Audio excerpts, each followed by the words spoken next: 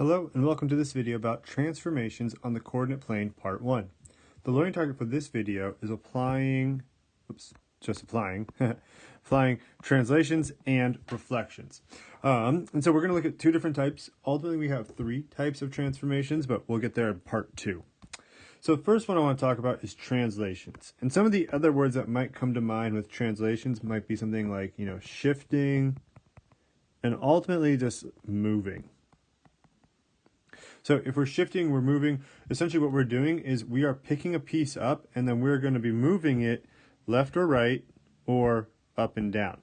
And that's all that is happening with a translation, is it's literally shifting, moving. You can think, like checkers or chess, moving the pieces on the game board. That is what a translation is. So for example, let's say we have something like a triangle drawn on a coordinate plane.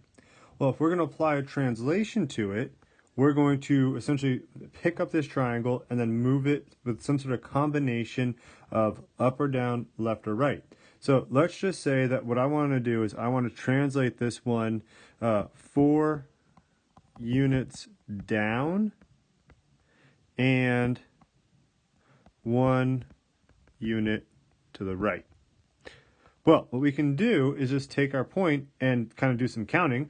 1, 2, 3, 4, and then let's go 1 unit to the right, plot that point. And that's our new A point.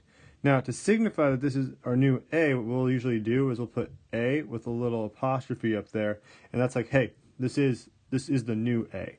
And then we just apply that same rule to everything else. So we go down 1, 2, 3, 4, 1 for part B, and so this is going to be the new B. And then 1, 2, 3, 4 over 1. And this is our new C. We have now translated triangle ABC 4 units down, 1 unit to the right. Now another way this could work is we could talk about this transformation using a coordinate plane. So it might be something like apply the translation -4, 1 to the triangle. Now what this is telling us is the exact same thing. -4, 1 means that we're going down 4 and we're going to go to the right 1 unit. And if this is the case, we can then take points on the coordinate plane and translate them without even having it before us. So let's make a quick example of doing that. So let's just say we're going to apply, and I'm just going to kind of shorthand it here. Let's go with 5, -2 to the following vertices. So let's just say we have point A is at -8, 3. Point B, oops, not what I wanted to do, let me erase that. Point B is at -8, -3, and point C is at -4, -3. Now if we're going to apply this transformation, essentially what we're going to do is just add both of these numerical values within there. So as we apply that transformation, I'm doing -8 plus 5 and 3 plus -2. For this one, I'm going to, and let me close those parentheses, -8 plus 5 again, comma, -3 plus 2, and let's go with -4 plus 5, comma, -3 plus 2. And so the points these yield, and I didn't even have to do this on a coordinate plane, I'm now applying it mathematically or purely with just by crunching the numbers. I'll get -3, 1, -3, oops, 1 second here, comma, -5, and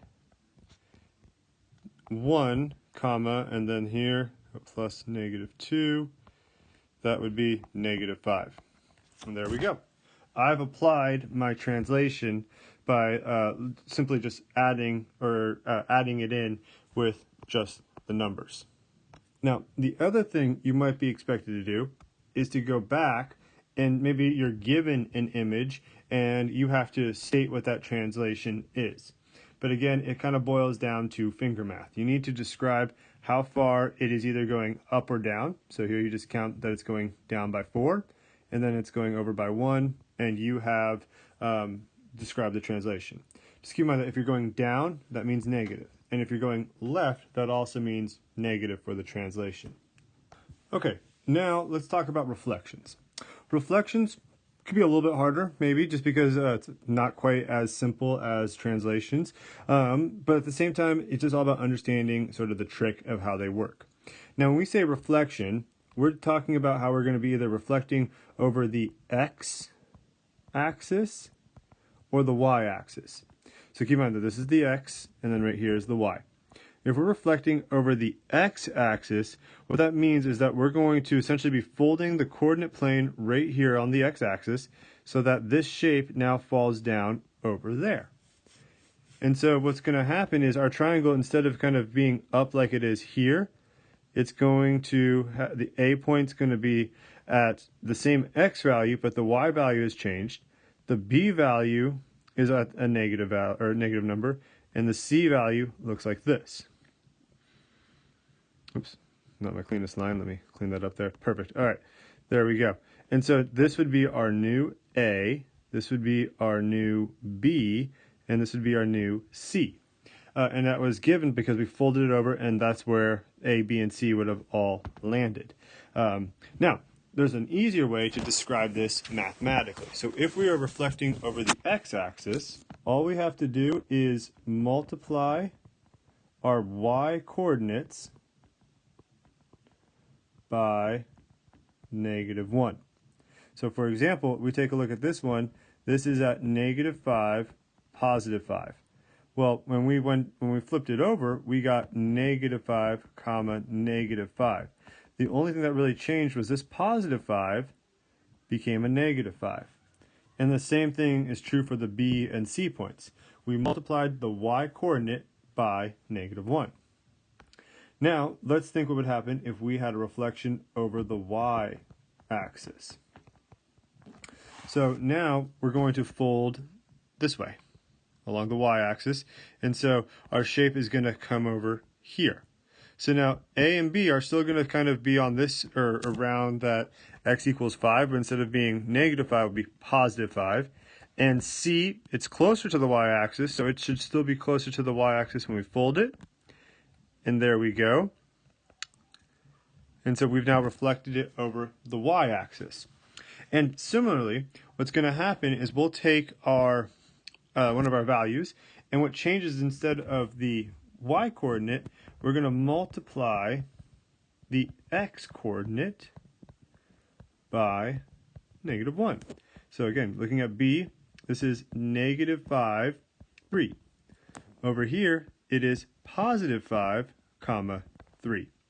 It's flipped over the y-axis, and the only thing that has changed was its x coordinate.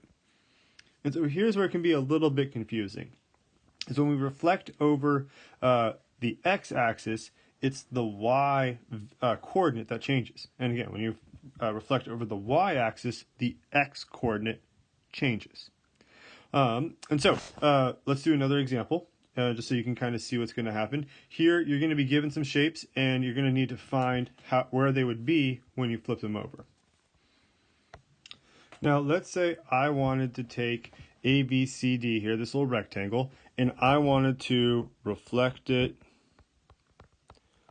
over the x-axis. All right, what would the new coordinates be? So let's think about what the new A, the new B, the new C, and the new D coordinates be. Well, here, if I'm reflecting over the x-axis, the only thing that's going to change is the y. So that means my x values are still going to be the same. So A is at -4, that stays the same. Currently, it's at +8. Now it needs to be at -8. B is at -2. That doesn't change. But the fact that B is at, let's see here, +8 becomes -8. C will still be at -4, but instead of being at 5, it will now be at -5. And D, similar to B, it's going to have the same x-coordinate of -2, but now it's going to be at -8, or sorry, -5.